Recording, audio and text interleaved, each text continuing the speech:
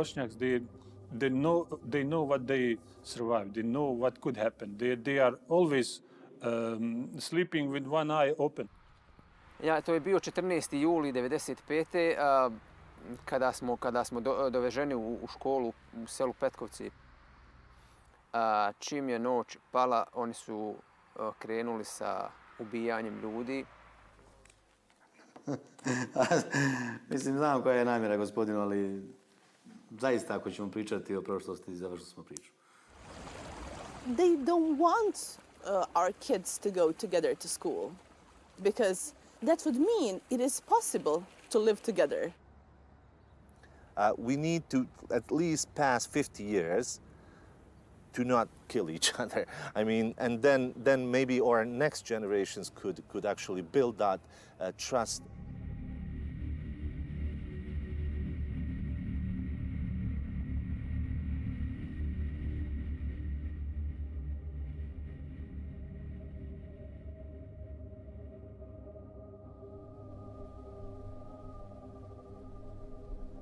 Srebrenican kansanmurhan muistomerkin haudoissa lepää yli 7000 bosniakkivainajaa. Kuolleita on enemmän, mutta kaikkia ruumiita ei ole löydetty. Bosnian Serbian johtajien mielestä muistomerkki on osa lavastusta. Kansanmurhaa ei ollut, oli vain sota, jossa kaikki syyllistyivät julmuuksiin. Bosnia-Herzegovinan uusin poliittinen yhteenotto sai vauhtia kiistasta siitä, mitä täällä tapahtui kesällä 1995. Historia kärjistää uutta kriisiä, jonka on pelätty johtavan pahimmillaan Bosnian hajoamiseen. They still trying to say that we are bringing the dead bodies from somewhere else. They still deny the existence of the mass graves, which is absurd because you have them in the Republic of Srpska area. So it's absurd because people simply choose the easiest way, and the easiest way for them is to deny, not to believe in that we lie, that we simply that nobody of our people were killed, that they were all soldiers and that they were killed in battles. So we entered the bus and we moved through Bratunac. I simply remember children standing by the road. They were just pointing fingers, spitting on the buses, throwing rocks. At that point, as a child, you just simply ask why. Why are they doing this to us?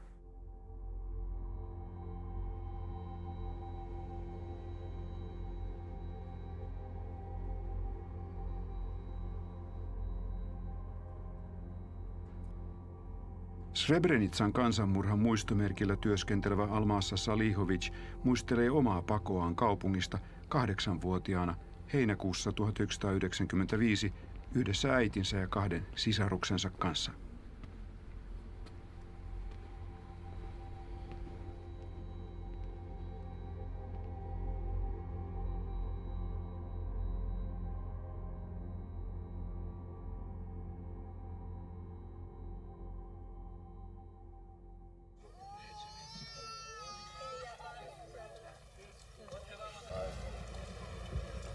Dobro večer.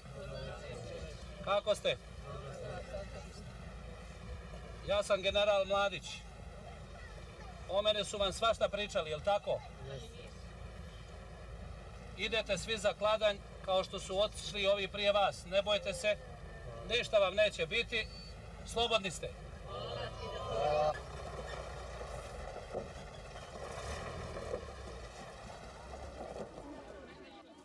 Bosnian serbijoukkojen komentaja kenraali Ratko Mladić tuomittiin entisen Jugoslavian sotarikostuomioistuimessa Srebrenican kansanmurhasta ja muista rikoksista. Kun Jugoslavia hajosi 1990-luvun alussa, hajoamissodista verisin käytiin Bosnia-Herzegovinassa.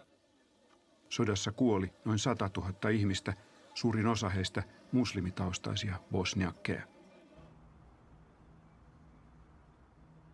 So my brother and sister, the eldest ones, they managed to enter this base where we're standing right now.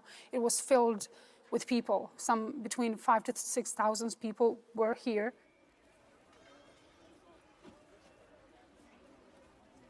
Tuhannet ihmiset hakivat turvaa hollantilaisten YK-sotilaiden tukikohdasta Potocharissa Srebrenitsan kupeessa. Tukikohta osoittautui turvattomaksi paikaksi. Bosniakki-enemmistöisessä Srebrenitsassa Itä-Bosniassa serbit raivasivat tilaa etnisesti puhtaalle serbitasavallalle. My brother was 18.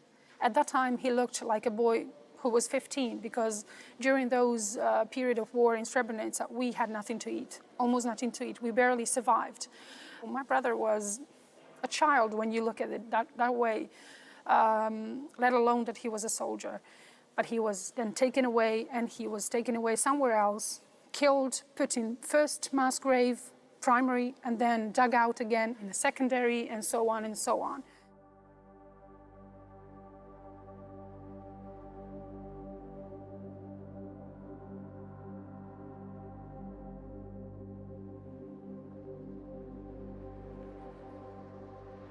Oni su rekli da nađemo sebi mjesto. U tim trenucima nisam znao o čemu oni govore, kakvo mjesto. Ali kada sam prišao bliže, u stvari vidio sam redove mrtvih ljudi ispred i shvatio sam da je to kraj. On ihme, että Nedžad Avdić on kertomassa tarinansa. Kun serbijoukot valtasivat Srebrenitsan, 17-vuotias Avdić pakeni isänsä ja setänsä kanssa, mutta hän päätyi serbisotilaiden käsiin.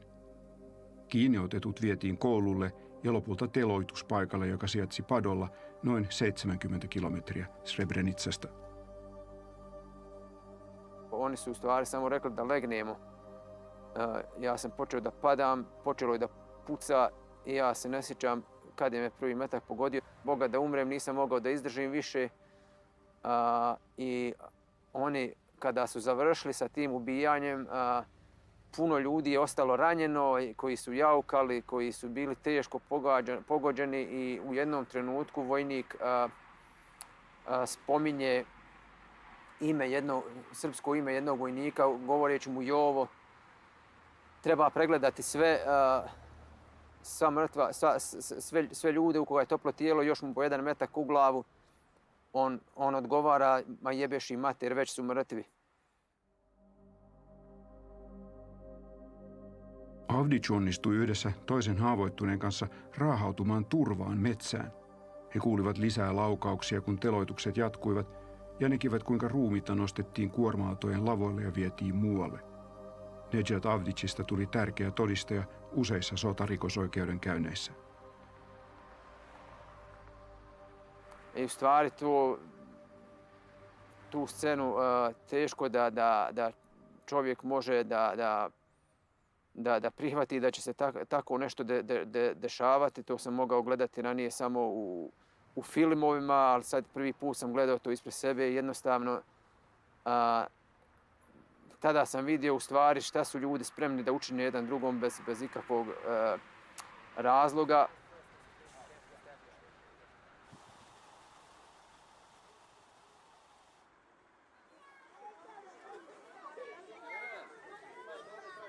Srebrenica on osa Bosnian serbitasavaltaa. Kaupungin pormestari kuuluu kansallismieliseen SNSD-serbipuolueeseen. Löydämme hänet lastenjuhlista. Serbipoliitikot suuttuivat, kun Bosniaa edelleen valvova kansainvälisen yhteisön korkea edustaja määräsi, että kansanmurhan kiistäminen on rikos. Pormestarikin kuuluu kansanmurhan kiistäjiin, mutta nyt hän ei halua puhua siitä. Vidjeli ste, ovo je prava slika Srebrenice. Djeca su multietnička, dakle tamo su i Bošnjaci, i Srbi i ostali. I to je tako u svakoj ustanovi, i u školi, i u sportskim klubovima. Tu problema nema. Bio bih lud ako bih rekao da se osjećam potpuno sigurno, ali gdje bih se mogao osjećati potpuno sigurno? Znači, nemojte misliti da kada sam na parkingu ili negdje da se možda slučajno ne podvirim pod auto, da nema nešto ispod auta, ali ja sam izabrao ovdje da živim. Da ja nisam sretan što moram dijeliti životni prostor sa onima koji su počinili zločin, sa onima koji negiraju to. skoro svakodnevno ja mogu vidjeti nekoga, prepoznati po licu koji je možda bio tamo među zločincima. I možete misliti kako se ja osjećam.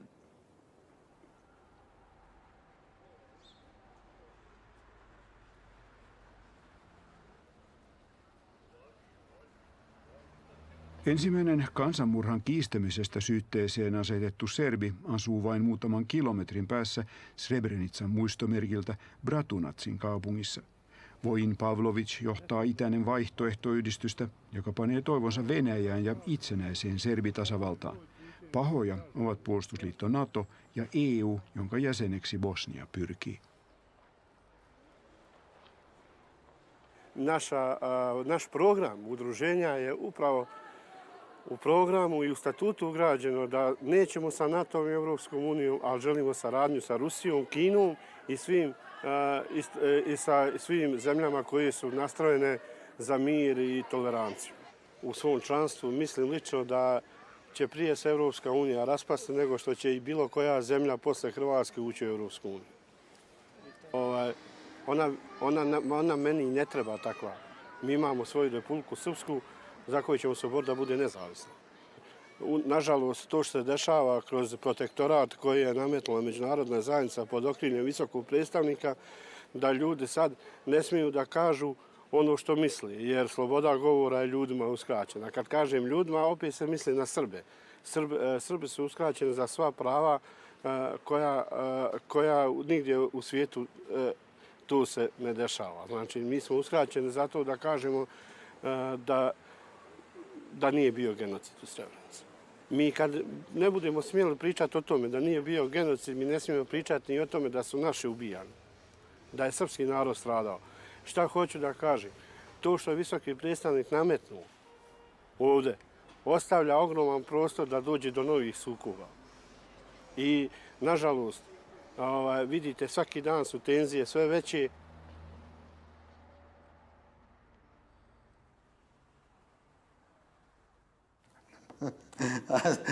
Mislim, znam koja je namjera, gospodinu, ali zaista ako ćemo pričati o prošlosti, završili smo priču. Srebrenitsan kaupungintalolla yritykset kysellä pormestarin suhtautumisesta kaupungin synkkään menneisyyteen sujuvat huonosti. Ja zaista ne bih komentarisao tu temu. Mislim, ako ćemo da pričamo o ekonomiji, mi ćemo pričati napretku i budućnosti Srebrenice, a prošlost ne želim da komentarišem.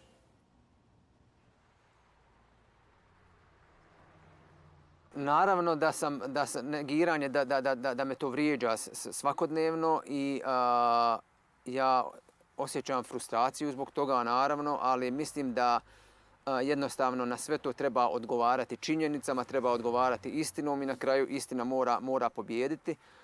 Nažalost, srpski političari, oni jednostavno nemaju snage da se suoče s tim, da jednostavno kažu i svom narodu da prihvate te neke stvari, jer moramo biti svjesni da bez činjenica nema budućnost, nema nikakvog pomirenja, nema pitanje samo kada će rat ponovo izbiti, kada će ponovo nekakav genocid.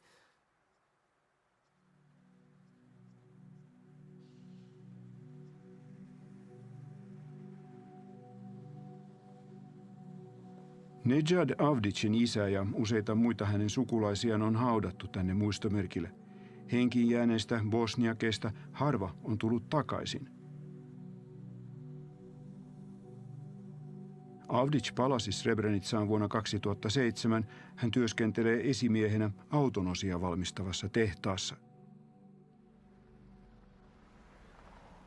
Naravno, za mene živjeti ovdje nije jednostavno, ali nisam mogao sebe zamisliti možda u Skandinaviji ili Americi da živim tamo negdje mirno poslije svega kad su mi ubili sve.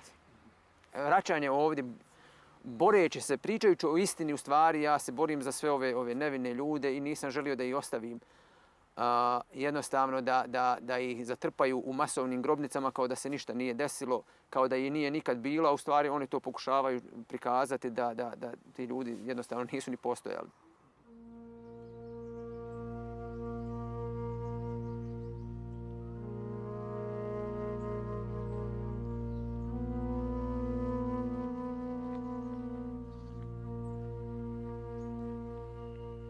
this is like 7 to 8 kilometers from downtown.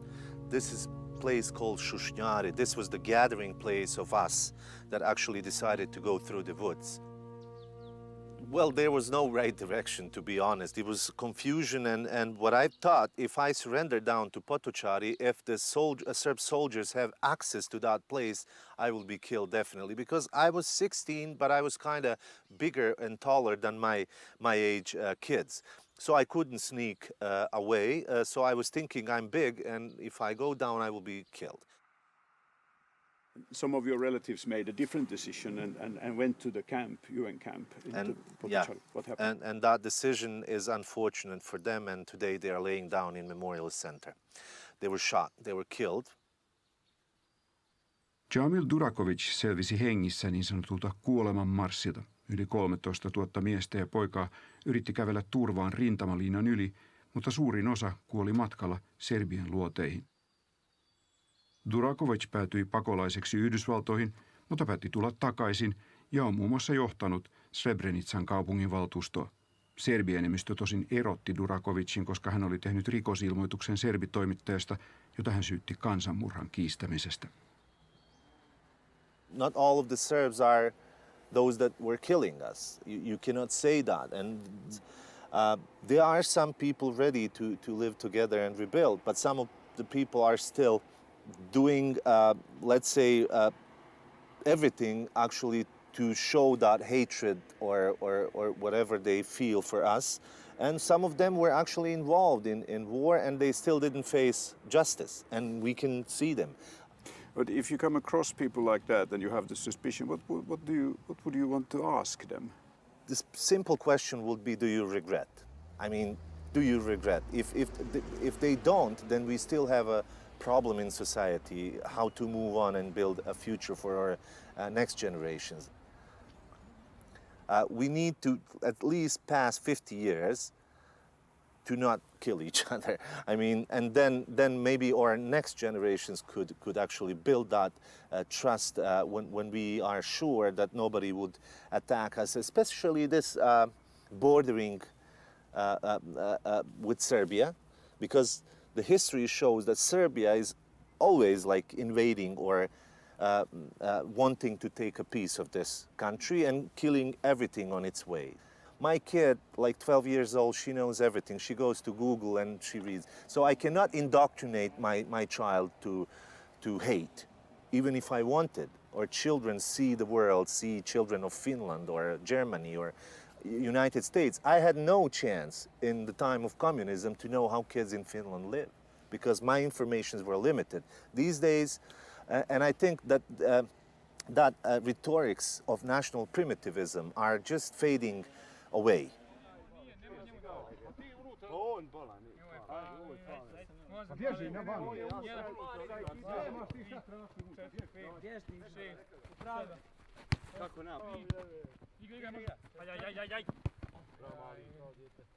Ovdje je prva stvar to što su svi složni. Nema neke razlike između nacija, to se više ne gleda. Najbolja je atmosfera koja vlada ovdje u ekipi. To je ono prvo što je najbolje. Serbitasavallan kakkosdivisioonassa pelaavassa jalkapallokerho Guberissa serbit ja bosniakit vakuuttavat, että kaupungin kahtiajako ei ole keskusteluna. Pa ne znam, meni to nikad nije bilo jasno, a i rijetko, iskreno, u grupama gdje se mi krećemo kao fudbaleri, to rijetko se faktički nigdje se ne vide te podjele da su nešto ljudi različiti ili tako nešto. Tako i ovdje u klubu, tako smo svi odgajani, vaspitani i tako se ponašamo i svi smo kao jedno. Svima nam je bitno kako je kao čovjek prema nama, a nije bitno odakle dolazi niko je, ništa. Pa za mene najbolja stvar u ovom timu što je tim multietnički, ima dosta različitih igrača s različitih strana. Relativno za mene kao pojedinca najbolje zašto je klub iz grada iz kog sam ja i sviđa mi se to i zato igram i ostao sam uvijek u ovom vjeran ovom timu ja ovom mjestu. Vaatimattoman jalkapallostadionin näkymä voisi olla lähellä sitä, mitä Bosnia ja Herzegovinasta toivottiin, kun sota loppui. Täällä urheilu kuroo jakolinjoja umpeen.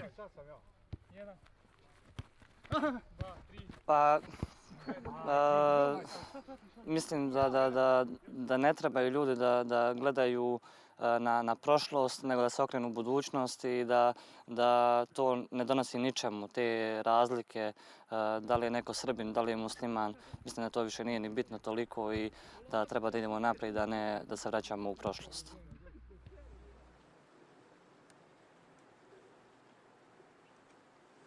Sami Allahu liman hamida.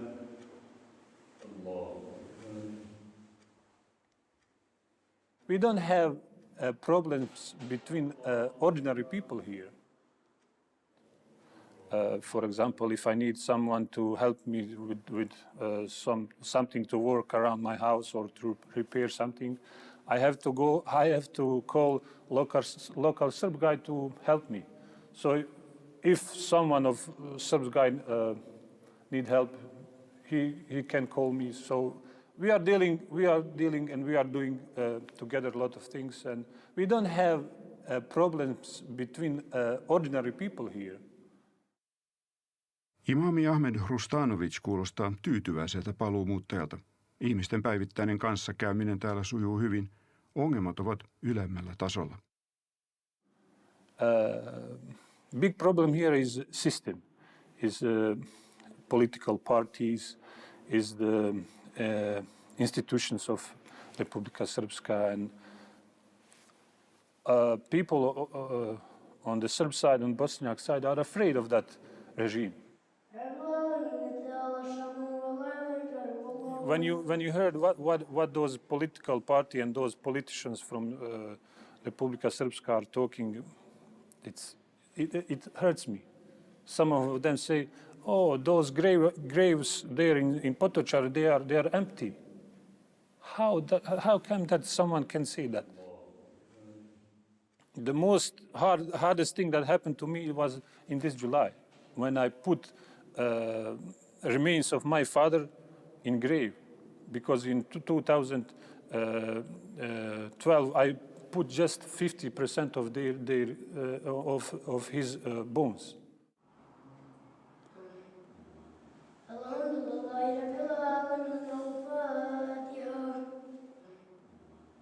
Lapsille elämä serbienemistöisessä Srebrenicassa voi olla hämmentävää. Kaupungin kupeessa on valtava muistomerkki, mutta joukkomurhista ei puhuta koulussa.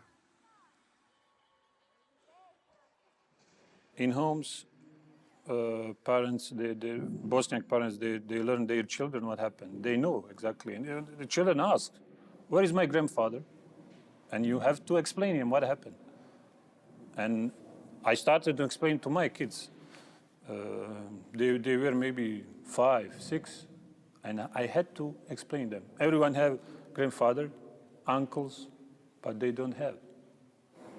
I think that it could happen again, but it will not be so same like in 1992, because Bosniaks they know what they survived. They know what could happen. They are always sleeping with one eye open, so they are prepared not to make war.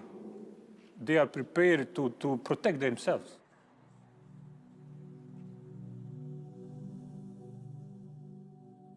Bosnian sota loppui vuonna 1995 Daytonin rauhansopimukseen ja maahan perustettiin monimutkainen ja heikko liittovaltio etnisten jakolinjojen mukaan. Useimmat serbit jäivät sodan aikana perustettuun serbitasavaltaan. Toinen puolisko maasta on bosniakkien ja kroattien federaation aluetta.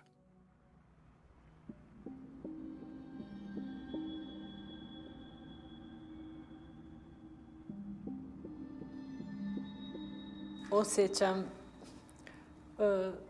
u zidovima i u ovim naljepnicama koje su na zidu. One koji su ovdje ubijali i mučili i one koji su patili ovdje s druge strane. Vrlo stresno i u svakom trenu mogla bih ili zaplakati ili pogledati. Zaista je baš je teško.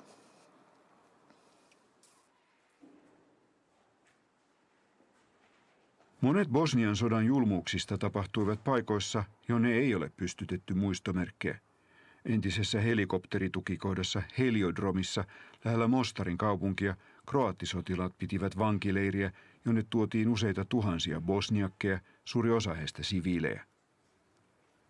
Stefica Galic on tullut katsomaan entistä vankileiriä, josta hän yhdessä edesmenneen puolisonsa kanssa auttoi satoja ihmisiä pakenemaan.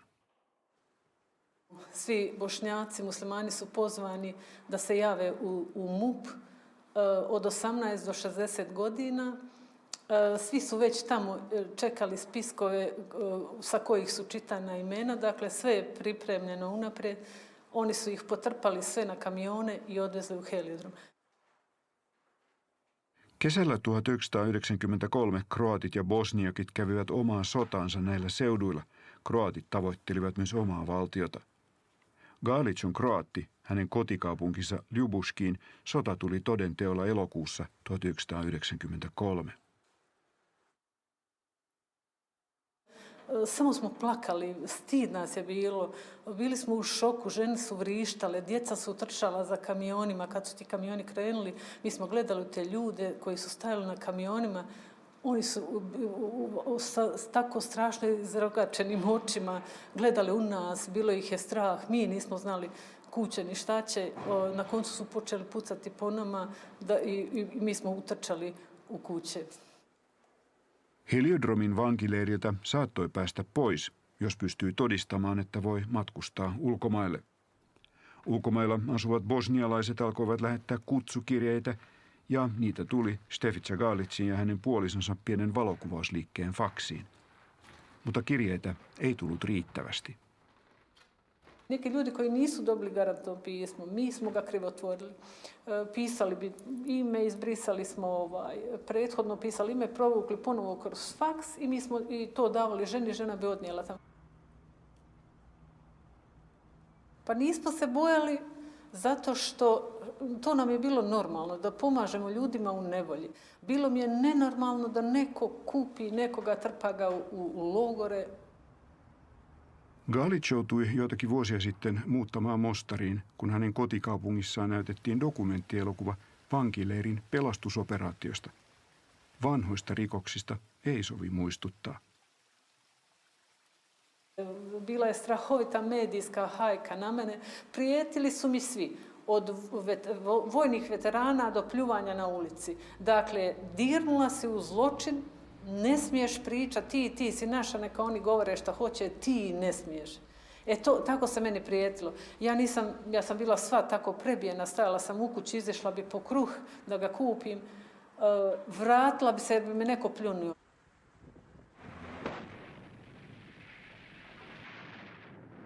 Mostarin symboli, osmaniaikainen silta, romahti kroattien tulituksessa syksyllä 1993. Bosniakit ja kroatit kävivät pienemmän sodan, suuren sodan sisällä. Sota runnoi jaettua Mostaria pahoin. Mostarin silta on rakennettu uudestaan aikoja sitten, mutta Neretva-joki on edelleen jakolinja bosniakkien ja kroattien välillä noin 100 000 asukkaan kaupungissa. Mostar je slika cijele Bosne i Hercegovine. Dakle, podijeljen grad, još uvijek, iako vi ne vidite zidove, zidovi su na svakom koraku. Postoje sve institucije koje su duple u gradu, sve škole su duple. Dakle, djeca nemaju ni čak zajedničkih aktivnosti.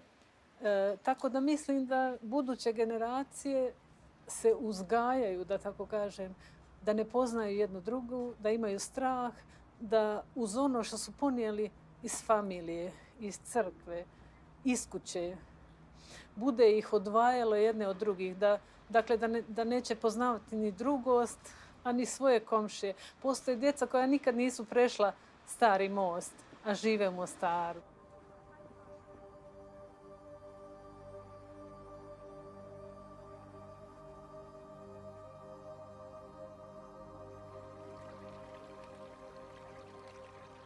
It is beautiful. I love it. I'm still here because I adore the city, especially the old town. But unfortunately, once you scratch a bit and you distance from what is a landscape, and go into politics and social issues, you see how, unfortunately, it's still very, very divided.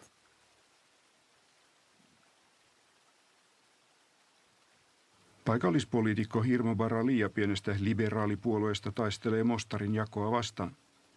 Baralia onnistui pakottamaan keskenään kiistelevät bosniakkien ja kroattien puolueet järjestämään ensimmäiset paikallisvaalit yli 10 vuoteen.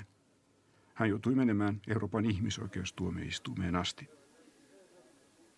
If somebody is violating my rights, well, I'll sue you, even though you are a national party or a country, whoever you are, I'll sue you. Then we'll see what will happen.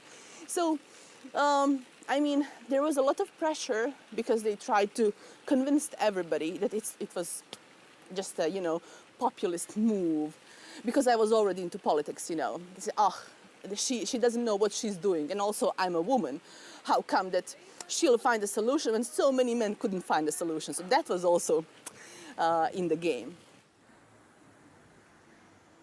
Kroatien ja bosniakkien etniset puolueet säilyttivät valta-asemansa joulukuussa 2020 pidetyissä vaaleissa. Arjessa jakolinjojen murtaminen on vaikeaa. Something that I'm dedicated to is the idea of unifying 2 music schools in Mostar. So even though it's very easy when you think about practical issues to unify 2 music schools, because there's no difference in playing a violin in Croat or in Bosnian, right? But still the politics says no. Because they don't want our kids to go together to school. Because that would mean it is possible to live together. They don't want that. For them, when I say them, I mean 2 national biggest political parties. But they get their votes basically feeding that national tension between the 2 ethnic groups. Pieniä edistysaskelia on kuitenkin näkyvissä. Ainakin kellareissa tapahtuu jotain. Dobro, dosta starije generacije su imali, naravno. Bili su u tim problemima, u tim godinama, ali ne možemo mi razmišljati jednostavno kao oni, jer ako bi razmišljali kao oni, taj problem ne bi se nikad riješio. Zato moramo ovako nastaviti. Mostarin rock-koulu perustettiin tuomaan yhteen nuoria molemmista väestöryhmistä. Täällä jako bosniakkeihin ja kroatteihin ei ole tärkeä. Nekako mi baš i ne utičemo na to, ali u isto vrijeme to nas i ne zanima, jer prva stvar, kada upoznamo nekog, nije to prva stvar koju ćemo ih pitati, nego samo nam je bitno da se družimo i da sviramo i mislim da to nije čak ni toliko bitno, tako da. I think now there are a lot of places like this in Mostar. Maybe not in general like school, but places where people from different sides of the river, if you want to talk like about that in that manner, I think that different sides of the river do meet in different places, whether it's a cafe, whether it's an open place where a concert is held up or something like that. It doesn't necessarily have to be the school. This is just a school place and a place where children come to teach music and to listen about music, and so they don't even care which one is from which side of the river. Like older generations maybe think about it and say, okay, I'm not going there because it's on the east side or it's on the west side. But for younger generations, it really doesn't matter. They just want to have a normal life. Life without any memories about what happened before, and they want to have a brighter future. Evo, kao i 100. put, stvarno ja mislim da mi ovdje mladi ljudi sa normalnim razmišljanjem, stvarno ovdje nemamo problema s tim, nikakvih. Now I have 2 kids and third is going to also come soon. So once you have kids and you start thinking about the issue of to which school do I send my kid, to which kindergarten, because everything is divided. Well, one starts to ask themselves whether you want your kid to be raised in these conditions. But still, I think there is still some strength in me and in the group of people in my political party. And in my neighborhood, there are people who think like me in this town.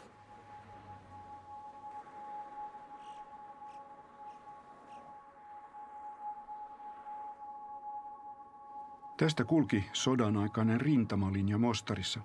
Entisen rintamalinjan kupeesta löytyy myös kaupungin tunnetuin koulurakennus. Paikallisen lukion lisäksi mahtipontisesta talosta löytyy Bosniassa hyvin poikkeuksellinen koulu, jossa kaikki 3 väestöryhmää, serbit, kroatit ja bosniakit, opiskelevat yhdessä. Big part of the experience here is that we get to experience what our fathers and mothers had to experience before. That sense of being together with other ones, identifying ourselves as basically students of this college, or in that example, citizens of one country. Oppilaat vertaavat kokemustaan siihen, mitä heidän vanhempansa kokivat ennen kuin Jugoslavia hajosi ja väestöryhmät eristäytyivät. There's no other place in Bosnia where all 3 nations and more live together. It's not a thing anymore, and this is truly something unique today. It honestly makes me feel nice. I like it, and as Zafan said, it's really nice to have the opportunity to live the lives that our parents had before, and I think that's pretty big. All international students, we're regarded as locals. They don't look at us as Bosnians, Serbs, or Croats, even though we're from one country. We're just locals, so we're all the same. No way. Kansainvälinen koulu on osa United World College-verkostoa ja täällä on oppilaita useista maista. He suorittavat lukiotasoisen IB-tutkinnon. Bosniasta tulevat oppilaat opiskelevat yhdessä oman maansa lähihistoriaa ensimmäistä kertaa. Our knowledge in math is more or less the same, but when it comes to history, we do learn the same things except for the history of 30 years ago, roughly, where we don't actually cover it in this country, I would say. Like, we didn't do it in school. So everything we know about that, it's based on our parents. And there's definitely, I would say, 3 or 4 views about it. We come from cities that are mostly one nationality, so coming here and talking to other people, listening to their experience, especially about like the past, which is very familiar here, it's very different and you can say overwhelming. And I'm happy to be here because I can hear different sides of the story. So it's also kind of good to understand why would that be the case. You know, it has to do perhaps with the military. It also helps them to understand where their own perspectives come from. You know, so why there are different narratives, why there are different interpretations, because it's such a complex topic and it's there's deep and kind of very strong emotional connection with it within families and legacies of the conflict actually, which are very strong. So it's not easy, you know, but I think what is important is to expose them to the idea that, well, there might be somebody that might not think the same way they do and might have a slightly different opinion or a very different opinion about what happened in the 90s. Tavallisissa bosnialaisissa kouluissa kerrotaan sodasta useimmiten joko oman väestöryhmän näkökulmasta tai sitten ei ollenkaan. Opettaja Janan Hakalovic muistelee, mitä tapahtui jopa yliopistossa, kun päästiin Bosnian konfliktin paikkeelle. The ending of the course was very simple. You know, there was multi-party elections, and then the breakup of Yugoslavia started, and then there was war. And then flash forward, Dayton Agreement. Now you're good to go and teach in the classroom. Balkanilla riittää historiaa Osmanien valloituksesta Jugoslavian hajoamissotiin. Historiasta on myös tullut ase, joka kaivetaan esille tarvittaessa.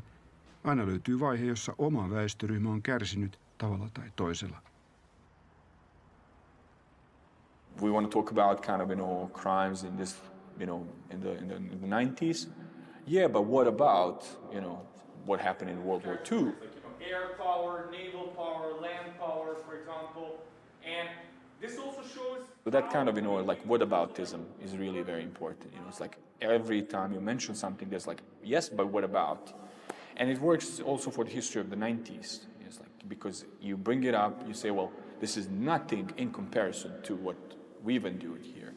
And it's like that in all communities, you know, so whether, no matter how big or small, you know, just inability to face own past because, you know, like you don't want to taint this image of your kind of of your noble, you know, struggle against the evil side.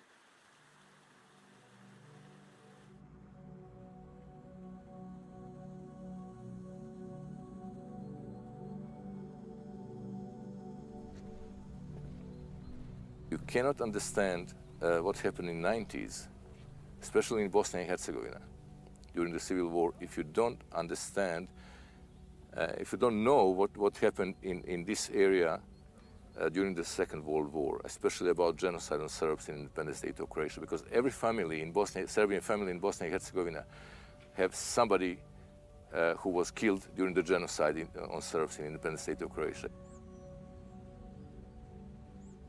Dusan Pavlović työskentelee Bosnian serbitasavallan sodan tapahtumiin keskittyvässä tutkimuslaitoksessa.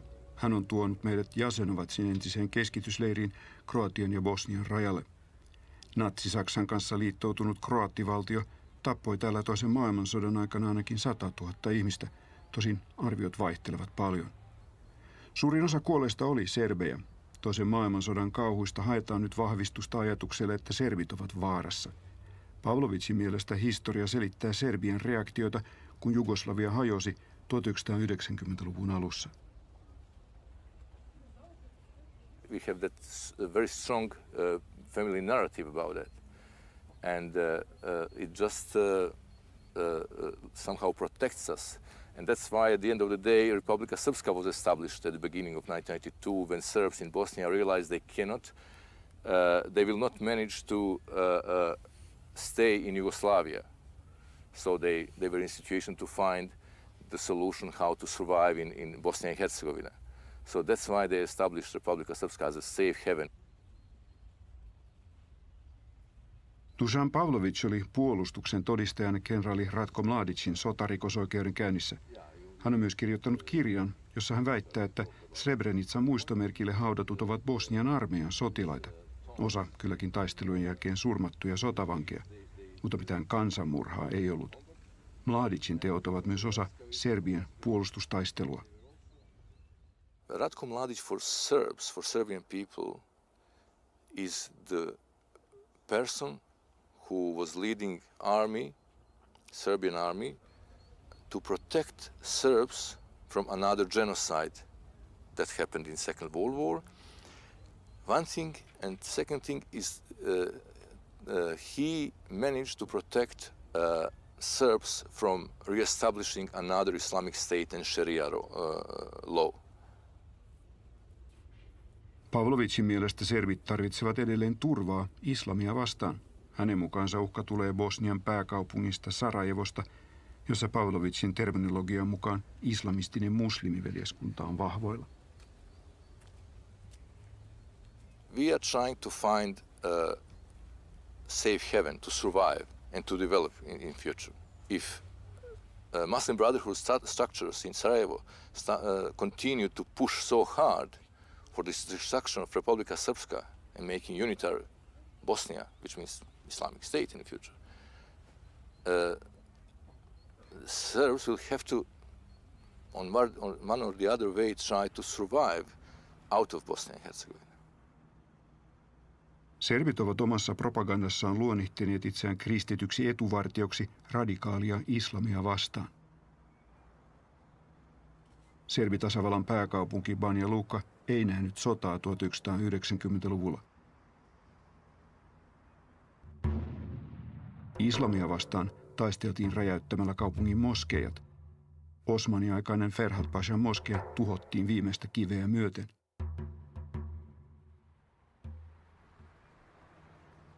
Moskea rakennettiin sodan jälkeen uudestaan, vaikka kaikkia osia ei enää löydetty. Ja sam jedan od onih Bošnjaka, muslimana koji žive danas u gradu Banja Luci. Da je idealna situacija, nije. Nakon rušenja Ferhat Pašine džamije, svi ostaci, fragmenti kamena su za nas tada na nepoznatu lokaciju odveženi, to jeste na gradsku deponiju smeća u Ramićima. A jedan dio, dakle stubovi koji se nalaze na sofama, oni su bačeni u jezero Bočac prema Jajcu. Mi smo sve te parcele zemljišta gdje su bile džamije, mi smo, hvala dragom Bogu, uspjeli povratiti. Na ovom mjestu gdje je Ferhadija, Gradske vlasti su planirale regulacionim planom Jug 7 da izgrade nebodere. Jälleen rakennettava moskean peruskiven muuraus 20 vuotta sitten päättyi kaaukseen, kun servimielenosoittajat hyökkäsivät paikalle.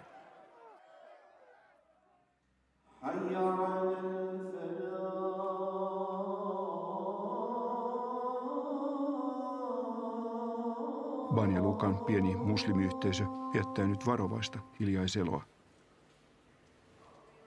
Naravno, s protokom vremena te provokacije, ti napadi se vidno je smanjuju, tako da u posljednje vrijeme, ne mogu reći da nemamo, ali znatno je smanjen broj tih provokacija i napada, od verbalnih čak i do fizičkih, na vjernike koji dolaze ili prilikom posjete u džamiju.